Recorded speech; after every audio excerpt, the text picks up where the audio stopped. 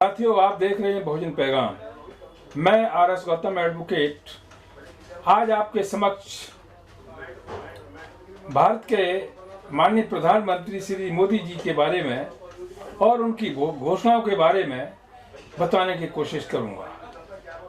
आप लोगों से गुजारिश है, यदि बहुजन पैगाम को आप पसंद करते हैं उसे लाइक करें, घर घर तक पहुंचाने की कोशिश करें, कमेंट करें और सब्सक्राइब करें। साथियों, जब मोदी सरकार आज से 8 साल से ज़्यादा पीरियड में सत्ता में आई थी तो क्या वादे किए थे कि जो काला धन है विदेश से वो भारत में वापस लाएंगे, प्रत्येक नागरिक के खाते में 15-15 लाख रुपए जाएगा, हर वर्ष 2 करोड़ रोजगार देंगे, पेट्रोल डीजल के जो रेट उस समय 70 रुपए के आसपास थे उनको 35 रुपए लीटर के हिसाब से देश में पेट्रोल डीजल का भाव कर देंगे। इसके साथ साथ जो भारत की करेंसी है उसको भी नीचे लाएंगे, यानी डॉलर की तुलना में उसका जो रेट है वो बढ़ेगा। उस समय डॉलर की कीमत लगभग 70 रुपए थी, 70 रुपए के बराबर $1 था। तो मोदी जी ने वादा किया था कि इसको हम रुपए की कीमत को बढ़ाएंगे। आज क्या हो रहा है, रुपए की कीमत 83 रुपए हो गई। 83 रुपए बराबर $1। क्या मतलब हुआ? रुपए की कीमत घटी, डॉलर स्ट्रांग हुआ। सीतारमण जी जो इस समय वित्त मंत्री हैं कहती हैं डॉलर की कीमत बढ़ी है, रुपए की कीमत तो कम नहीं हुई। ये क्या बेवकूफ़ी का स्टेटमेंट है? कौन इसे अप्रिशिएट करेगा? कितनी शर्मनाक बात है। ऐसे ऐसे लोगों को वित्त मंत्री बना दिया जाता है। मोदी जी ने एक भी वादा पूरा नहीं किया, एक भी वादा पूरा नहीं किया। उधर देखिए आप, लिज ट्रस, इन्होंने 44 दिन में, ब्रिटेन का प्रधानमंत्री बनने के बाद 44 दिन में इस्तीफा दे दिया। क्यों? इन्होंने कहा कि हमने जो वादे किए थे पूरे नहीं कर पाई, इसकी वजह से उन्होंने इस्तीफा दे दिया। इधर भारत का प्रधानमंत्री रोज एक दिन में 10 बार झूठ बोले और जो मीडिया मोदी जी ने बनाया हुआ है वो झूठा प्रचार करने के लिए बनाया हुआ है। वो उनके झूठ पे झूठ बोलने का उनका कंफर्मेशन लेटर दे। साथियों, इसके साथ साथ आप उधर देखें, जहां भी चुनाव हो रहे हैं झूठे वादों का पुरंदा बांधा जा रहा है। चाहे गुजरात हो चाहे हिमाचल हो, काम कुछ नहीं करना धरना। गुजरात के लोगों से बात हुई, वो कहते हैं मोदी सरकार ने यहाँ बर्बाद कर दिया, पूरे गुजरात को बर्बाद कर दिया, और बाहर जाकर के गुजरात की तारीफ करते हैं। अभी आपने देखा कांग्रेस ने एक शेड्यूल कास्ट के व्यक्ति को कांग्रेस का नेशनल प्रेसिडेंट बनाया, वो भी चुनाव के माध्यम से जीत करके आया। मल्लिकार्जुन खड़गे, पूरी दुनिया जानती है, पूरा देश जानता है अच्छी तरह, वो बेबाक बात कहते हैं।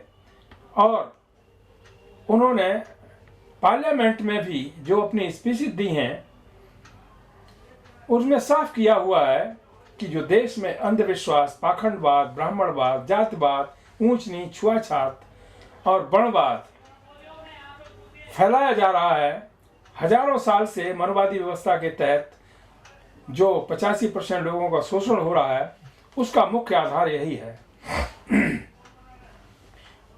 बीजेपी का मुख्य आधार क्या है? वर्णवाद, जातवाद, यानी अमानवीय सामाजिक व्यवस्था। उसी के आधार पर ये चुनाव जीतने की कोशिश करते हैं, यही इनके एजेंडा होते हैं। ये मानवता की बात नहीं करते, शिक्षा की बात नहीं करते, इंसानियत की बात नहीं करते, न्याय देने की बात नहीं करते। ये पक्षपाती लोग हैं जो देश में विभाजन करने पर तुले हुए हैं। साथियों, कब तक चलेगा हिंदू मुस्लिम हिंदू मुस्लिम? कब तक चलेगा शोषणवाद? अब लोग समझने लगे हैं, लेकिन कमी कहां पर है? कमी दरअसल में जो बहुजन समाज के राजनेता हैं वहां पर आकर के ठहर जाती है। आज गुजरात में चुनाव हो रहा है, हिमाचल में चुनाव हो रहा है, कोई बहुजन समाज की पार्टियां चुनाव लड़ने जा रही हैं, चाहे बीएसपी हो, सपा हो, आरजेडी हो, आरएलडी हो, कोई भी पार्टी हो, ना हिमाचल में चुनाव लड़ती दिखती है, ना गुजरात में लड़ती दिखती है।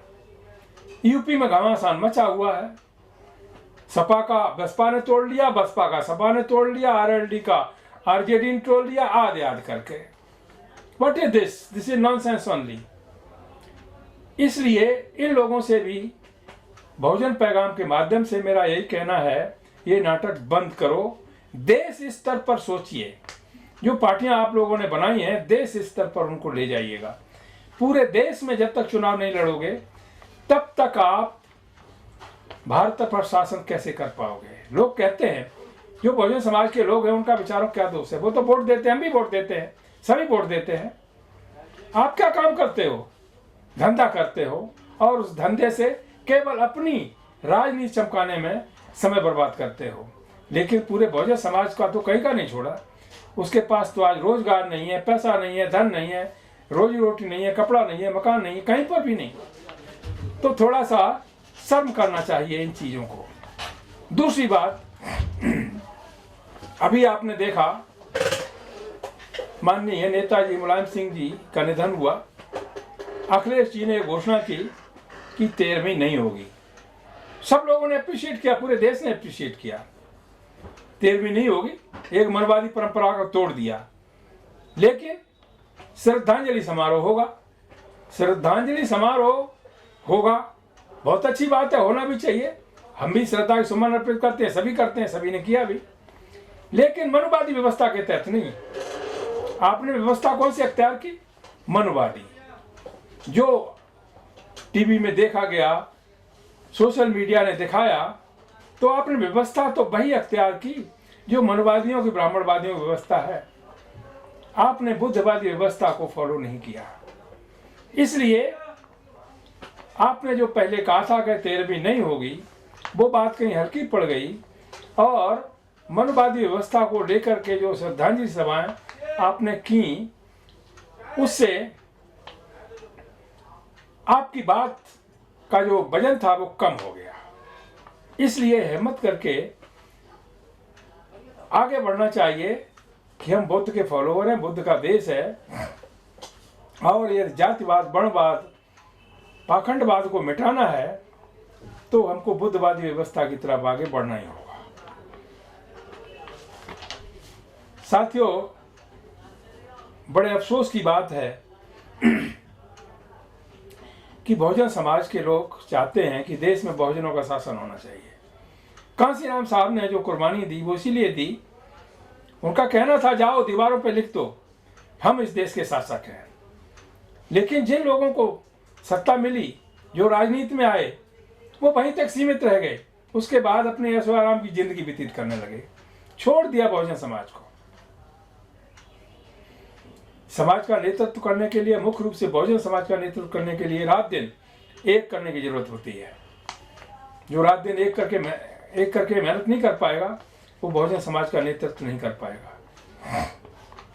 ऐसी स्थिति में मेरा समस्त भारत के बहुजन समाज के लोगों से आग्रह है कि जो मुख्य रूप से अपने अपने दल के अंधभक्त हैं, चाटुकार चमचे हैं, उनसे भी विनती करता हूँ, आग्रह करता हूँ कि देश की हकीकत को, बहुजन समाज की जो स्थिति है उसको अपने नेताओं के समक्ष रखिए, हिम्मत जुटाइए कहने की, तभी जाकर के कहीं बहुजन समाज मजबूत हो पाएगा।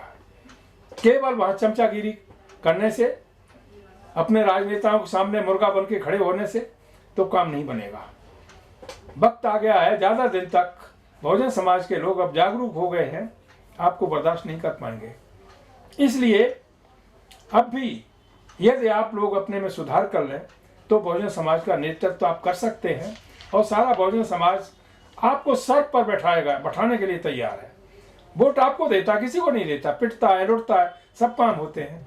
आप उसको क्या देते हैं?